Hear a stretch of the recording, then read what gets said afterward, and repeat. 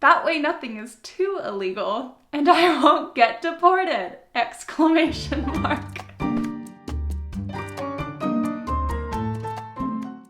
Hello everyone, my name is Sarah and this channel is Sarah Refined. Recently I started doing a series on Thursdays with Travel Story Thursday because I have this journal from 7 years ago from when I backpacked around Spain and the UK for 6 months at 19, and I was a very naive young woman, so I thought some of these stories would be entertaining. So far, I'm entertained. What about you? If you are, please subscribe, please thumbs up, please comment, thanks. Last time, the playlist is right there, by the way, if you haven't seen the last time. In episode 3, I talked about my first time making friends in a hostel, going on a pub crawl, and drawing a line between adventure and kidnapping. But now in episode 4, I am leaving the beautiful city of Barcelona, and I got on a bus and I went to a town called Zaragoza. And I know you're supposed to say it with a TH because of this part of Spain they're in, but it just feels weird. Zaragoza. I feel like I'm mocking it when I say it the right way. Now, I don't think I've talked about this a whole lot, but when I went to Barcelona, it was on a one-way ticket with 3 nights booked at this hostel and no plan. After that 3rd night, I ended up meeting people, so on the 4th day, I booked another 3 days because they were all staying till that day. On the 7th day, after being in Barcelona for now a week, I walked with them to the bus stop or train station, and they were all getting their trains, and I looked at some prices, and I was like, you know, I circled Zaragoza on my map, so it must be a good town. And I bought a ticket there on a bus, and I think it was $14 or 14 euro. That is how I ended up in Zaragoza. Let's see how that turns out. So I'm gonna start this part of Zaragoza in the middle of a paragraph, and I was sort of starting to realize that travel is more expensive than I thought, especially the further away you get from big cities. I was also trying to find a place in this town called Truel, I think, or Truel, and apparently they have like a really cool Valentine's Day, so I really wanted to go and spend it there. But I was talking about how expensive they were because I couldn't stay anywhere for under $100 for a few nights. But let us read. I don't think I can stay anywhere for 4 nights under $100 or 100 euros, which is like $130 or more. It sucks. I want to go there so bad, but I can't afford it. My money converted to euros is far less than what I thought it would be in dollars. I'll make it work. At the worst, I'll leave Spain early and go to Ireland or Scotland and beg for work. Ideally, I can work for room and board and sing and dance for money. That way nothing is too illegal, and I won't get deported! Exclamation mark. Well, okay. Ideally, I won't run out of money, but you know, plan B. The hostel I'm at is awesome, but I think the only other young people who speak Ingles are leaving. I mean English. Oops, I find myself doing that a lot now, thinking in Spanish. It's cool.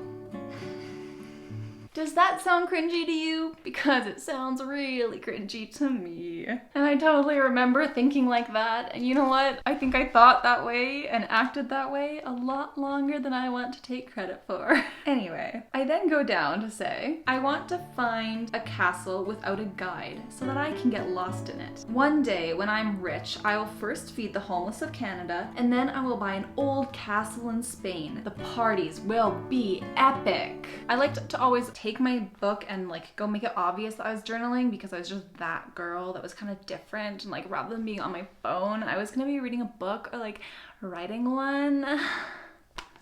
So here I was, sitting in a museum, or outside a museum. I'm pretty sure, judging from the penmanship here, that I was leaning against a wall outside this museum. So apparently something happened in the end of that because I finished writing that, I sign off, and then I pop back in real fast saying, descriptive writing, Zaragoza. I did this a lot too, descriptive writing pieces of what I was feeling around my surroundings. It is a sunny but windy day in Plaza del Pilar. My frozen fingers attempt to hold the page down as the wind attacks me, and I wonder why I'm not inside. Surrounding me are churches and clock towers, fountains and statues. The one fountain makes a little river, and the sound of it is very peaceful. The towers I don't know the names of climb high in the blue skies and show magnificent art from the Roman era. A huge car horn just went off, and I think I am super cold and grumpy. I think I will soon get my period. Oh yay, my first menstrual cycle in a foreign country. So clearly I went from descriptive writing of my surroundings to a very internal feeling. I don't know if it helped me relax. Second day, I wrote, much to my surprise, there's a big ass festival in town. I don't write like this anymore, but it's kind of funny to read. I'm sitting on the same bench I was on yesterday, but instead of the plaza being empty, it's swarming with people like flies on a dead moose. Cute. I think it's something Catholic because everyone has bread and hot chocolate. Bread, I assume, for mass, and hot chocolate because they need to stay warm in this 5-degree weather. Then I basically just check out a hot cop who looked really cute, and then he took off his hat and it turns out he was gray. And then I moved to a plaza and I asked a tourist office what was happening and she told me, but it still didn't make sense, and all the shops were closed, but the big museums are free, and I think it was like a national holiday. I did end though with the band is playing a Jamaican version of the Hokey Pokey in Spanish. Awesome. It's like a foreign version of the Wiggles. So at least I had a good time. Zaragoza was actually really fun. I think I had 2 journals, but I am pretty positive the other one was more for myself, whereas this one I'd written it for my friend. Like, as everything is written as letters to her. So I don't think I shared as much in this one, and I'm pretty positive. I think unfortunately I ended up ripping a lot of pages out of my other one because I didn't like what they were saying, or I thought it was stupid or whatever, and I burnt it. And I have burnt a few journals in the past, and I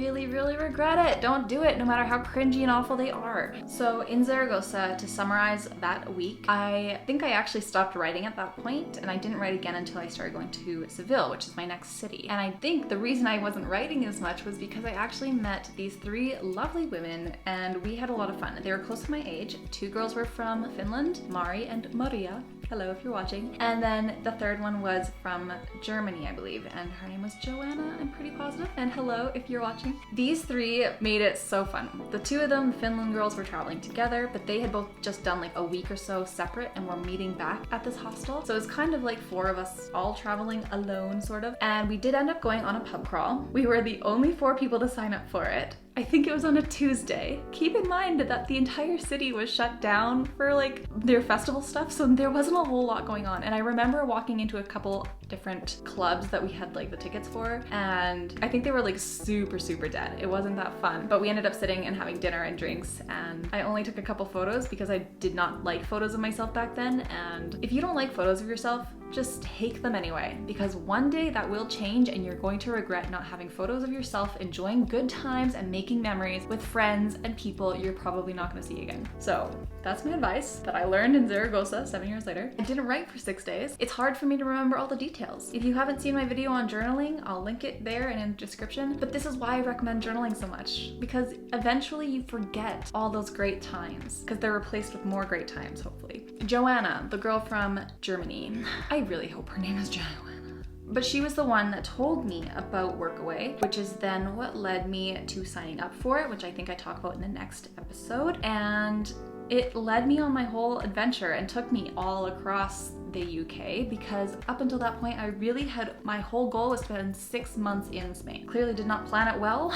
Thanks to Joanna, I actually met a lot of people and traveled to way more countries and saw much more than I ever thought I would, and found a very fun way to travel. I feel like I just bombed the end of this video. I hope it's still entertaining. I hope you're still watching. And if you are, please subscribe. Please give it a thumbs up. Comment down below. Let's hang out and chat, and tell me your fun little travel stories. I'd like to hear them. My name is Sarah. This channel is Sarah Refined, and I will see you next Tuesday with a video on bettering yourself or something like that. Or I will see you in the next Travel Story Thursday. I'm pretty sure that the next one is where I get a tattoo in a hostel. What? Not advised. I'll see you next week with that one. Bye.